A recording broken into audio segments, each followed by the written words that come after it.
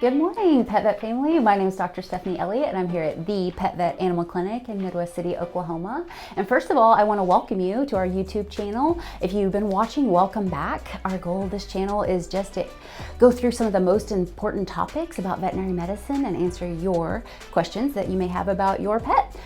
Today, I'm going to be talking about nutrition.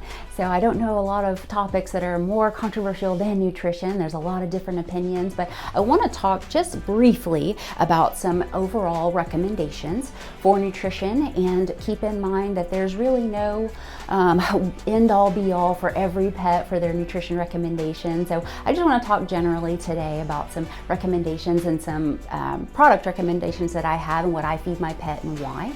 So let's dive into it. First of all, I really like First Mate. This is what I feed my pets. This is the lamb diet.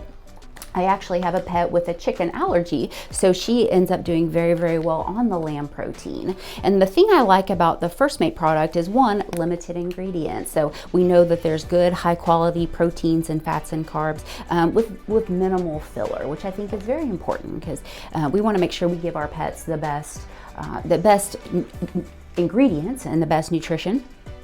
And I also like that this is a dry kibble, and I think it's very important that if your pet can have dry kibble, that they be on a dry kibble as their main diet. Not that there's anything wrong with adding a canned diet, but with the dry kibble, one, it's going to help to clean their teeth. So as they chew that kibble, it's going to help mechanically keep their teeth clean, which is something that we don't get with an all canned food diet. Now, in saying that, there are some pets, some of our very, very old pets may not be able to handle that. So in that case, a canned food would be perfectly adequate for our pets that need that.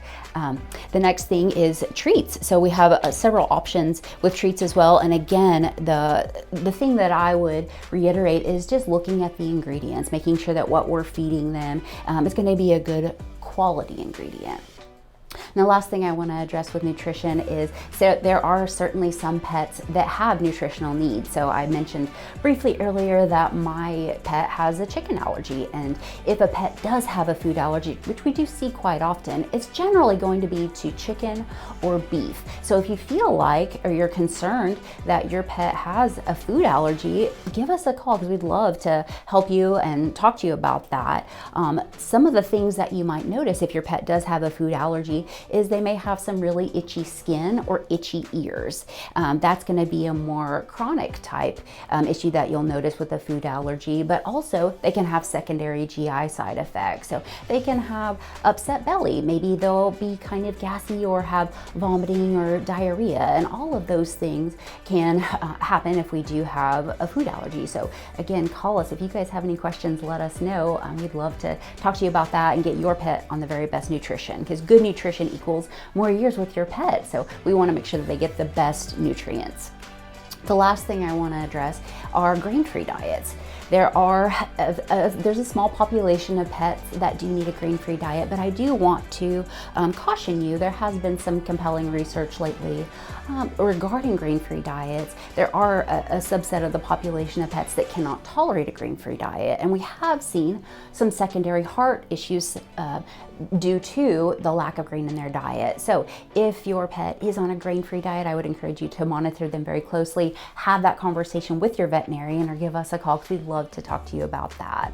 And I think that is it for today. If you have any questions about nutrition, maybe your pet has a food allergy or your pet's on a very specific diet, let us know in the comments below. And if you have a minute, like and subscribe to our channel and stay tuned, because your question may be our next video. And as always, thank you for joining us today. Thank you for being part of the Pet Vet family. And until next time, give your pets lots of hugs for me.